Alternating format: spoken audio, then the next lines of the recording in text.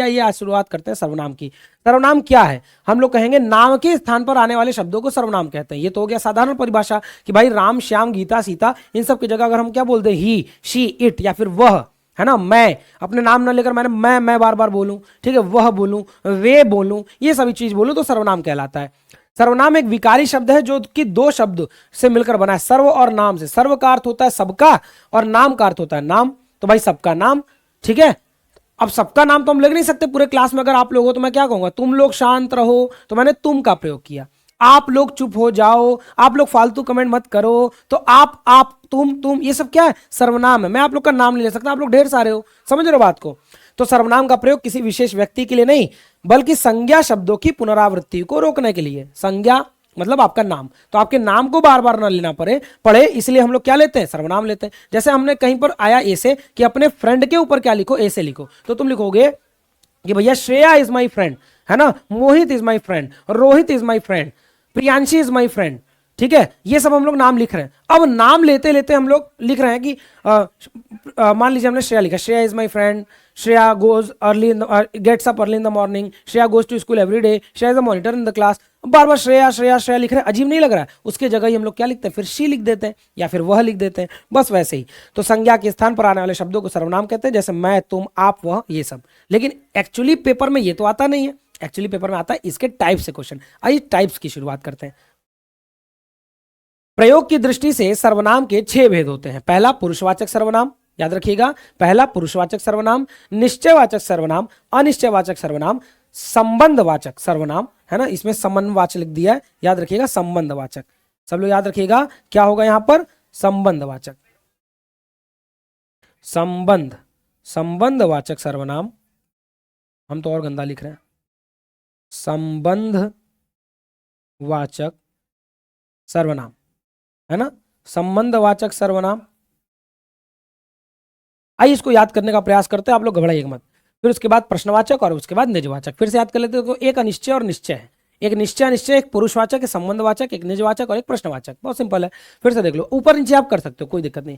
पुरुषवाचक सर्वनाम, निश्चयवाचक सर्वनाम, अनिश्चयवाचक सर्वनाम, संबंधवाचक सर्वनाम, प्रश्नवाचक सर्वनाम और निजवाचक सर्वनाम। एक बार मेरे साथ फिर से बोलो, चलो। पुरुषवाचक सर्वनाम, निश्चयवाचक सर्वनाम, अनिश्चयवाचक सर्वनाम, संबंधवाचक सर्वनाम, निजवाचक सर्वनाम और प्रश्नवाचक सर्वनाम। इतना तो आपको याद हो गया होगा, मेरे को लगता है इतना तो आपको याद हो गया होगा। अब जैसे इसका नाम है वैसे इसका काम है, बड़े आसानी से समझाएंगे, आप लोग समझ जाइएगा। अगर नहीं समझेंगे फिर भी हमें बताइएगा, मैं बार बार आपको बताऊंगा। पुरुषवाचक सर्वनाम, अब कुछ महिलाएं कहेंगे सर महिलावाचक सर्वनाम क्यों नहीं है? भैया मैंने नहीं बनाया है, मुझे माफ कीजिएगा, बस खाली समझने का प्रयास कीजिएगा। पुरुषवाचक सर्वनाम के अंतर्गत 3 आते हैं, जो हम लोग आप लोग को बोलते हैं पर्सनल प्रोनाउन। अंग्रेजी अगर हम पढ़ा रहे होते हैं यहाँ पे, तो हम आपको बोलते हैं sir personal pronoun, first person, second person, third person. First person में मैं खुद, सेकंड पर्सन में तुम जिससे मैं बोलता हूं आप, और थर्ड पर्सन में जिसके बारे में बात कर रहा हूं, ही, शी, इट या दे, बस यही है, यहां पर खत्म हो गया। आइए देखते हैं। जो सर्वनाम शब्द वक्ता यानी मैं बोलने वाला, श्रोता यानी आप लोग तुम, या किसी अन्य व्यक्ति के लिए, अन्य व्यक्ति ही, शी, इट, दे, प्रयोग किया जाता है उसे पुरुषवाचक सर्वनाम कहते हैं। इसकी 3 अवस्थाएं होती हैं, 3 भेद होते हैं। पहला उत्तम पुरुष, याद रखिए, फर्स्ट पर्सन, मैं और हम, आई एंड वी, सिंगुलर और प्लूरल, आप लोगों को पढ़ाया गया होगा, इंग्लिश में तो पढ़ाया गया होगा। अब मैं से देखो क्या क्या बनता है हिंदी में, इंग्लिश में तो आई है, माई है, मी है, इस तरह हिंदी में भी तो है, मुझे, मैं, मेरा, मुझको, वी, हमसे क्या बना, हमारा, हमें, हमको इत्यादि। तो पेपर में अगर ये सब आया और तुमसे पूछा कौन सा सर्वनाम है और लिखा है वहां पर पुरुषवाचक का ऑप्शन दिया, लिख देना पुरुषवाचक। पुरुषवाचक का ऑप्शन नहीं दिया है और उसमें दे दिया मध्यम पुरुष, उत्तम पुरुष, फिर निजवाचक और प्रश्नवाचक, तब वहां तुम कहोगे बच्चा उत्तम पुरुष। सर ये उत्तम पुरुष है जो वक्ता की बात करता है, स्वयं की बात करता है। सेकंड पर्सन पे आते हैं जिसको मध्यम पुरुष के नाम से जाना जाता है, तू, तुम, आप, इसमें तो यू आता है, और यू में हम लोग या तो हिंदी में इज्जत देना है तो आप कहेंगे, नहीं तो तुम कहेंगे। अगर समउमरिया है कोई, जिसको समोरिया कहते हैं सब लोग, समउमरिया यानी सम उम्र का कोई है तो उसको हम लोग तू या तुम कहते हैं। इससे भी ढेर सारा बन जाता है, जैसे तुमको, तुमको, तुझको, तुम्हारा, तुम्हें, आपको, आपका, आपके, ये सब बना ना, तो बस यही सब चीज मेरे बच्चा। चलो ध्यान दीजिएगा, सब लोग ध्यान देने का प्रयास कीजिएगा।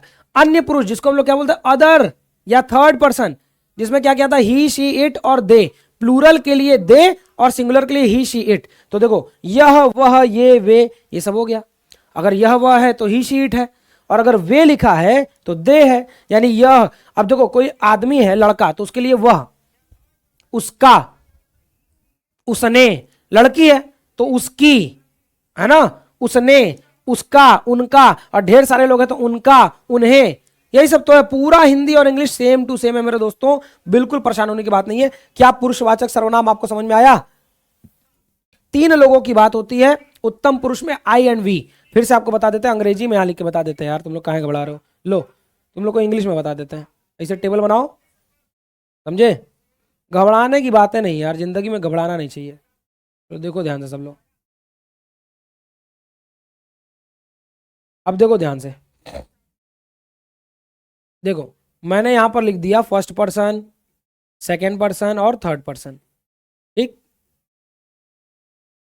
अब इसको 2 भागों में बांट लो, एक सिंगुलर होता है एक प्लूरल। फर्स्ट पर्सन में क्या आता है? आई और वी। सेकेंड पर्सन में दोनों में यू आते हैं, एक सिंगुलर के लिए एक प्लूरल के लिए।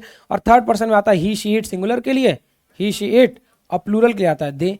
बस वही चीज वहां यहां बटा हुआ है। इसको कहोगे उत्तम पुरुष, इसको कहोगे मध्यम पुरुष, इसको कहोगे अन्य पुरुष। बस बात खत्म हो गया। कितना सिंपल सा है। अगर आ गया तो चलो आगे चलते हैं। पुरुषवाचक सर्वनाम आप आई थिंक आपका हो गया होगा। अब चलते हैं इसके कुछ उदाहरणों पर। जैसे मैं बनारस जा रहा हूं, मैं क्यों जाऊंगा, मैं तो यहीं रहता हूं भाई, मैं बनारस जा रहा हूं, खैर उदाहरण है। हम ताजमहल देखने जाएंगे, हम, आई और वी आएगा बस, हमारा, हमको, मैं, मेरा। तुम घर आ जाओ, आपको क्या क्या पसंद है ना, तुम। अब आपसे तो तुम, आपको भी तो बन सकता है, तुमसे आपको भी तो बन सकता है। वह क्रिकेट खेल रहा। अब देखो ध्यान से देखना, आई और वी केवल आना चाहिए था, यहां वह लिख दिया तो ये गलत हो गया। वह ये सब गलत हो गया, ये सब यहां पर नहीं बनेगा, ठीक है, सब लोग याद रखना। जैसे वह अगर लिख दिया कहीं पर तो ये थर्ड पर्सन हो गया, ये तो नहीं बनेगा, ये सब गलत हो गया। ये छापने वाले की गलती है, लिखने वाले की, तो ये नहीं होगा, है ना। अब आइए नाम से समझते हैं कैसे सर्वनाम के प्रकार। निश्चयवाचक सर्वनाम, भाई निश्चय रहेंगे, निश्चय, इन्हीं की बात होगी, अन्य किसी की बात नहीं होगी। यह वह ये और वे, दिस दैट दीज और दोज, इंग्लिश में जैसे पढ़ते हो सेम टू सेम। जिसको हम लोग इंडेफिनिट प्रोनाउन इसको कहते हैं, अरे डेफिनेट प्रोनाउन इसको कहते हैं, है ना, फिक्स प्रोनाउन। ऐसे सर्वनाम शब्द जो निकट, पास या दूर स्थित किसी व्यक्ति या वस्तु की ओर इशारा करके निश्चय पूर्वक संकेत करते हैं कि उन्हीं की बात कर रहे हैं। किसी निश्चित व्यक्ति या वस्तु की बात करते हैं तो वो निश्चयवाचक होते हैं। जैसे यह वह ये और वे, इंग्लिश में आपके लिए लिख देते हैं, सिंपल हो जाएगा, दिस दैट दीज और दोज। जैसे तुम ढेर सारे तारों की बात कर रहे हो और केवल तारों की, तो आप क्या कहोगे? दोज आर स्टार्स, वे तारे हैं। कोई चीज तुम्हारे पास ढेर सारी है, बॉल्स, मान लो छोटे छोटे बॉल्स हैं, दीज आर माई बॉल्स, यानी ये मेरे बॉल्स हैं। अगर वही चीज सिंगुलर है तो यह और वह कहते हैं। तो जहां किसी एक वस्तु या व्यक्ति की ओर इशारा करके या किसी ढेर सारे व्यक्तियों समूह की ओर इशारा करके निश्चित लोगों की बात की जाए तो वहां पर होगा यह वह ये और वे।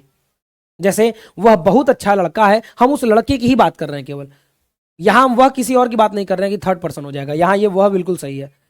इस पुस्तक को देखो, इस तो दिस, ये भी बिल्कुल सही है, यह कितनी उपयोगी है। वह मेरे साथ है, मतलब किसी एक पर्टिकुलर व्यक्ति की, याद रहो इंग्लिश में याद कर लो, किसी पर्टिकुलर को हम लोग हिंदी में क्या बोलते हैं? बस निश्चित।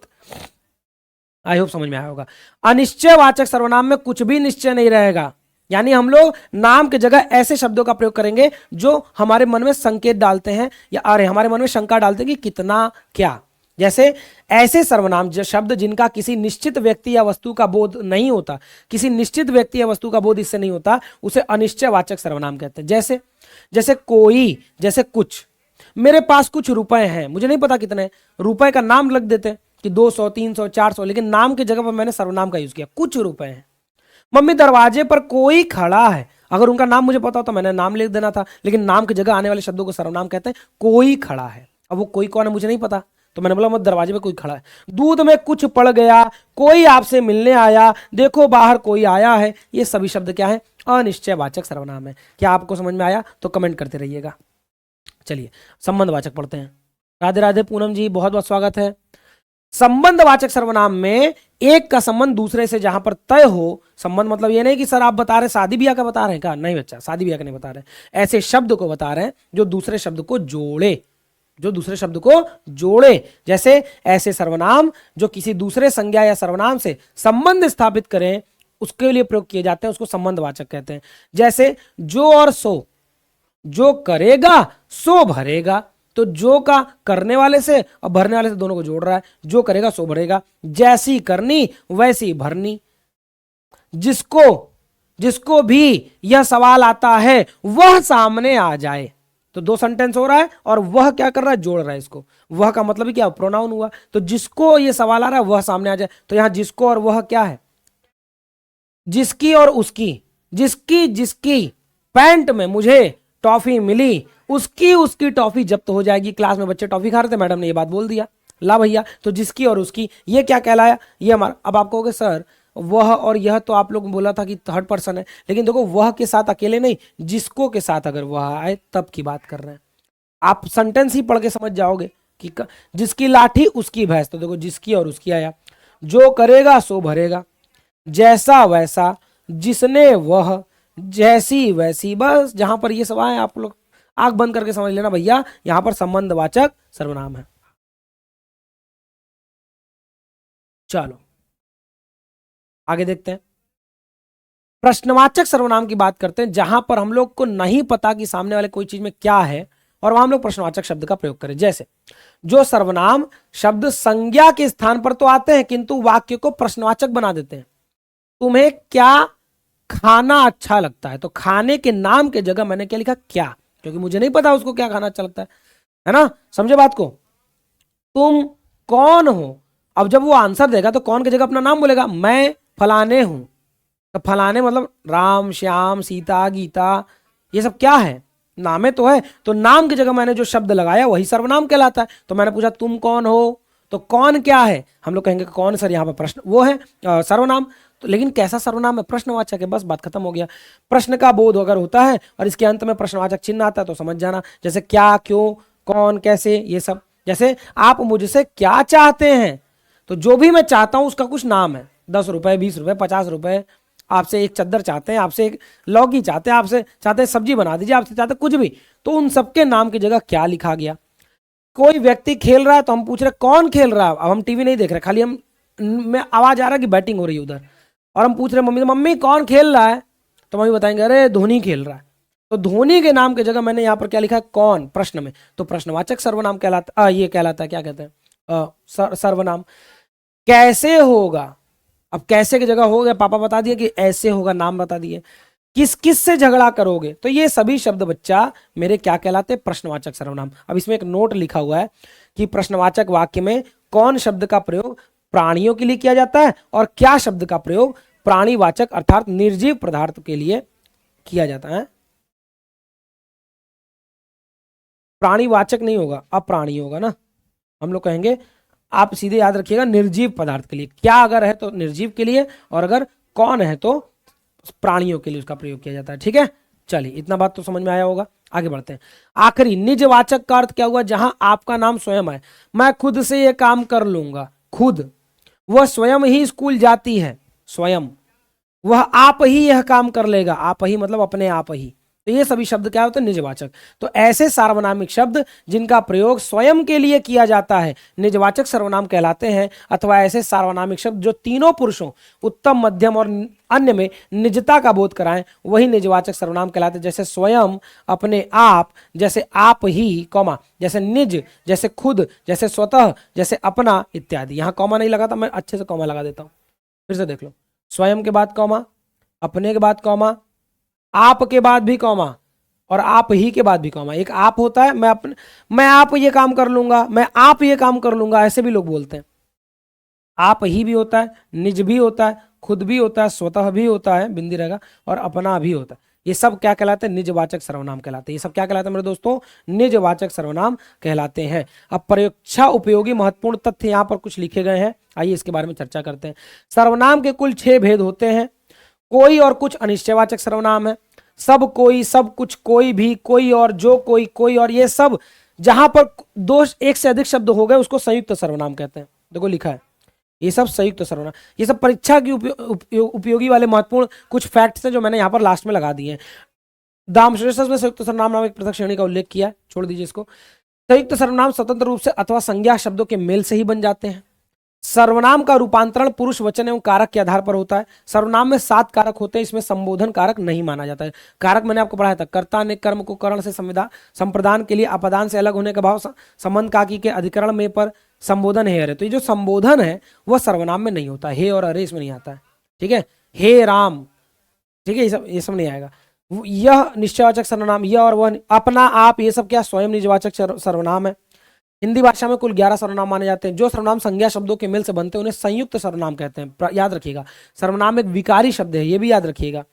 पुरुषवाचक सर्वनाम के 3 भेद होते हैं, उत्तम, मध्यम। ये सब ऐसे टॉपिक जो मैंने पीछे पढ़ा है, लेकिन आपके लिए एक एक लाइन, वन लाइनर में भी लाकर यहाँ पर रख दिया है। अब हम लोग देखिए, यहाँ पर हम लोग एमसीक्यू सॉल्व करना आप शुरू कर देंगे। यहाँ पर आपका सर्वनाम का टॉपिक क्लियर हो गया। अगर कोई भी प्रश्न आपसे पूछना है, आपको पूछना है, आप मुझसे पूछ सकते हो। चलो यहाँ पर देखो, एमसीक्यूज मैंने लगा दिए हैं, आप लोग इसका उत्तर देने का प्रयास करोगे। ये एमसीक्यू प्लस थ्योरी वाली क्लास है। चलिए जल्दी जल्दी खत्म करते हैं क्लास।